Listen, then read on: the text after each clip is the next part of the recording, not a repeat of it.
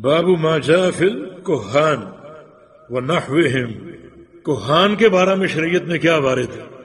کہان کاہن کی جمع، کاہن کی جمع کہانہ بھی آتی ہے اور کہان بھی آتی ہے، اور کاہن سے مراد وہ شخص ہے جو لوگوں کو مستقبل کی خبریں بتائے، مستقبل کے احوال بتائے کہ کل کیا ہوگا، پرسوں کیا ہوگا، اور سال بعد کیا ہوگا، آپ کا فلاں سفر کیسا رہے گا، فلاں کاروبار کیسا رہے گا، تو لوگوں کو کل کے احوال بتائے اور مستقبل کی خبریں بتائے، یہ کاہن۔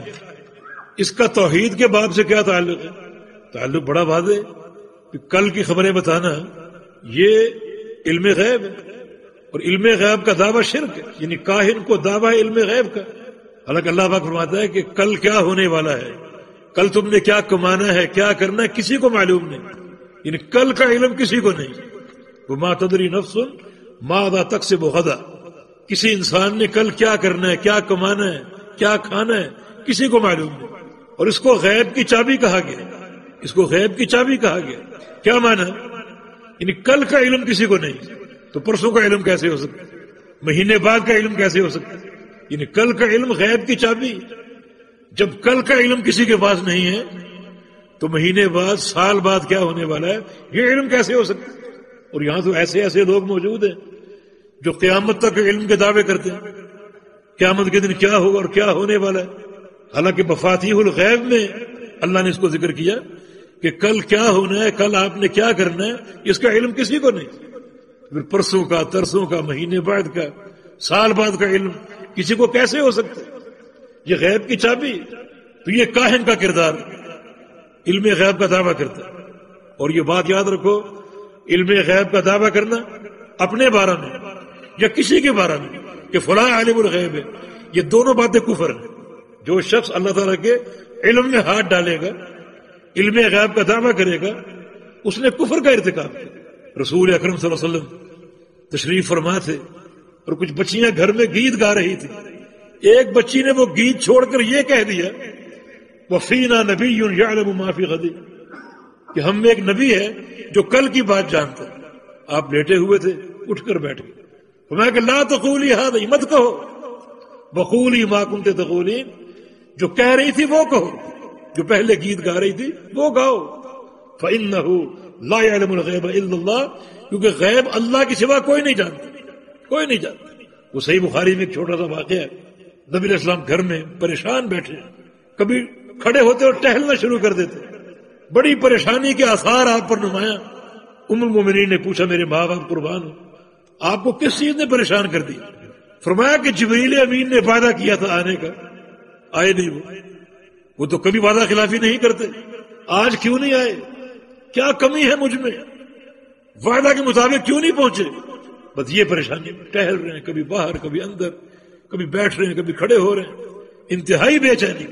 اور پھر کچھ دیر بعد آپ صلی اللہ علیہ وسلم باہر تشریف لے گئے، باہر کھڑے رہے، پھر واپس آئے اور کہا کہ عائشہ، جبریل نے مجھے باہر سے بلا لیا، کمرے میں نہیں آئے، باہر سے بلا لیا، اور جو بات کرنی تھی وہ کہی، اور ساتھ یہ کہا کہ ہم اس لیے نہیں آئے کہ آپ کے کمرے میں جو چارپائی ہے اس کے نیچے ایک کتے کا بچہ ہے، جس گھر میں کتا ہو اس میں ہم داخل نہیں ہوتے۔ ہم کیا کہتے ہیں کہ نبی پر 14 طبق روشن ہے، 7 آسمانوں کا جانتا ہے، 7 زمینوں کو جانتا ہے، اپنے گھر کے کمرے کی چارپائی کے نیچے جس چارپائی پر بیٹھے ہوئے ہیں اس کے نیچے کیا ہے، علم نہیں اس کا۔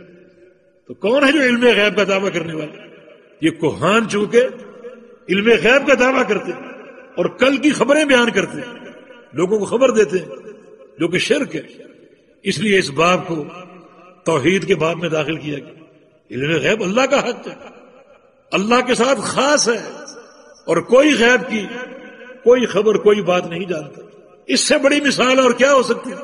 یہ غیرت کا معاملہ کہ نبی علیہ السلام اپنی بیوی کو جنگل میں چھوڑ کر آ گئے اکیلے، آپ کو پتہ ہی نہیں چلا، قافلے میں ساتھ تھی عائشہ صدیقہ رضی اللہ عنہا، اور چھوڑ کر آ گئے۔ جس شخص کو معلوم ہو کہ میری بیوی یہاں تنہا رہ گئی ہے، اس کی غیرت کا کیا تقاضا ہے؟ وہ چھوڑ کر آ جائے گا۔ اگر نبی علیہ السلام کو معلوم تھا تو آپ کیوں چھوڑ کر آ گئے؟ نبی علیہ السلام کا فرمان ہے انظروا الی غیرت سعد، ذرا سعد کی غیرت دیکھو، سعد کتنا باغیرت، انا اغیر من سعد، میں سعد سے بڑا باغیرت ہوں، واللہ اغیر منی، اور اللہ مجھ سے بڑا باغیرت.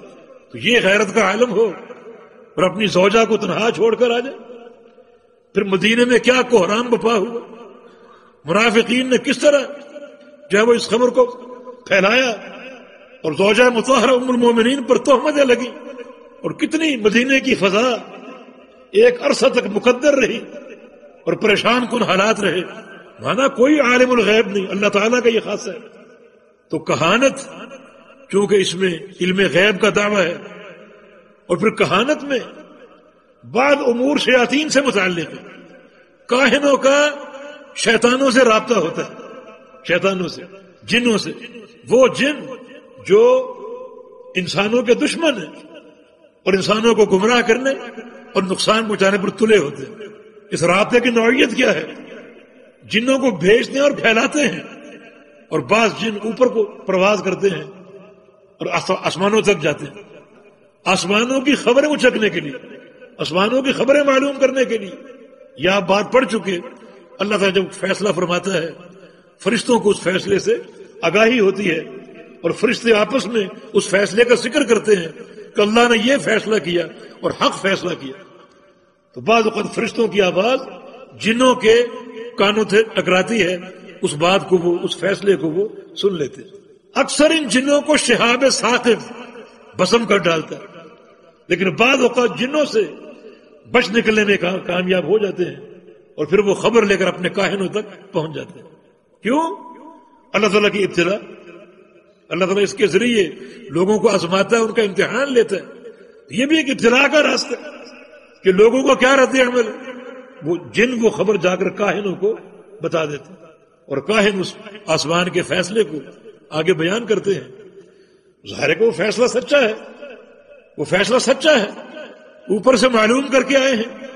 لہذا لوگ اس فیصلے کو سنتے ہیں، اس کی صداقت کو جانتے ہیں، اور اس کاہن کے معترف ہو جاتے ہیں. حالانکہ وہ ایک فیصلے میں 100 جھوٹ شامل کر کے بیان کرتا ہے. لوگوں کو وہ 100 جھوٹ یاد نہیں ہوتے، یہ ایک فیصلہ یاد ہوتا ہے جو سچا ثابت ہوتا ہے. تو کیا ثابت ہوا؟ ان کاہنوں کا تعلق شیاطین سے ہے، جنوں سے ہے، اور یہ شعبہ بھی توحید کے منافی ہے، کمال توحید کے منافی. تو شیخ الاسلام نے اس تعلق سے جو شرک کی صورتیں ہیں ان کو اجاگر کرنے کے لیے باب قائم کیا کہ کوہان کے بارے میں، کاہنوں کے بارے میں شریعت میں کیا حکم وارد ہے، اور اس بارے میں دین کیا کہتے ہیں. یہ پہلی حدیث صحیح مسلم کی ہے، رسول اللہ صلی اللہ علیہ وسلم سے مرفوعاً. یہ بعد ازواج النبی صلی اللہ علیہ وسلم، نبی علیہ السلام کی کسی بیوی سے یہ روایت ہے، کیونکہ وہ صحابیہ ہیں، اور صحابیہ کا اگر نام نہ لیا جائے، صحابی یا صحابیہ کا سند میں نام اگر مذکور نہ ہو، جس کو ابہام کہتے ہیں، تو یہ سند کے لیے مضر نہیں ہے، کیونکہ تمام صحابی ثقہ اور عادل ہیں، تمام صحابی عادل ہیں. تو ان کا نام مذکور ہو یا نہ ہو، سند کی صحت پر کوئی اثر نہیں پڑتا. ویسے بعض روایتوں میں یہ بات مذکور ہے کہ یہ بیوی نبی علیہ السلام کی حفصہ رضی اللہ عنہا ہے جن نے یہ حدیث روایت کی ہے. فرماتی ہیں کہ رسول اللہ صلی اللہ علیہ وسلم نے ارشاد فرمایا، من اتی عرافا فسألہ عن شیء فصدقہ لم تقبل له صلاة 40 یوما.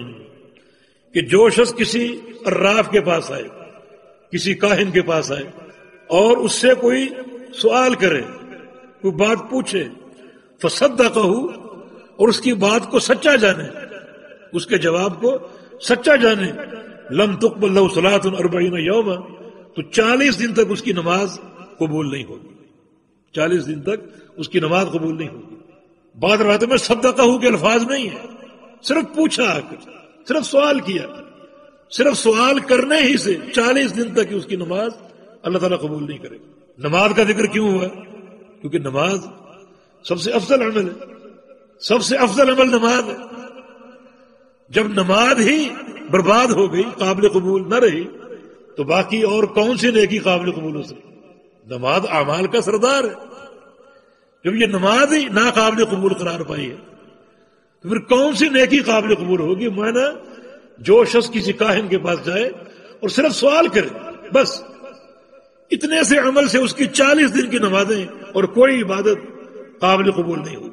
وہ حج کر لے، عمرے کر لے، جہاد کر لے، اس کی نماز، اس کی عبادت اللہ تعالیٰ کے ہاں قابل قبول نہیں ہوگی صرف سوال کرنے سے۔ شیخ العثیمین رحمہ اللہ نے کہ سوال کی 4 صورتیں بیان کی۔ ایک صرف سوال کرنا، صرف سوال، ایسے شخص کی کوئی نماز کوئی عبادت 40 دن تک قابل قبول نہ ہو، صرف سوال کرنے۔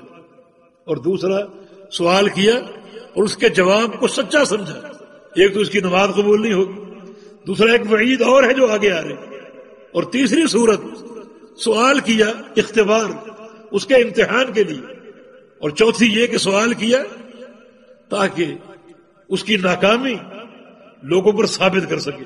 یہ 2 صورتیں سوال کی الگ ہے، لیکن پہلی 2 صورتیں صرف سوال کرنا اور دوسری سوال کے ساتھ ساتھ تصدیق کرنا، ان 2 صورتوں میں بندے کی کوئی نماز قابل قبول نہ ہوگی، اور اگر اس کے جواب کی تصدیق کی، اس کو سچا جانا، تو اس کی اور وعیدیں موجود ہیں جو آگے آ رہی ہیں۔ جی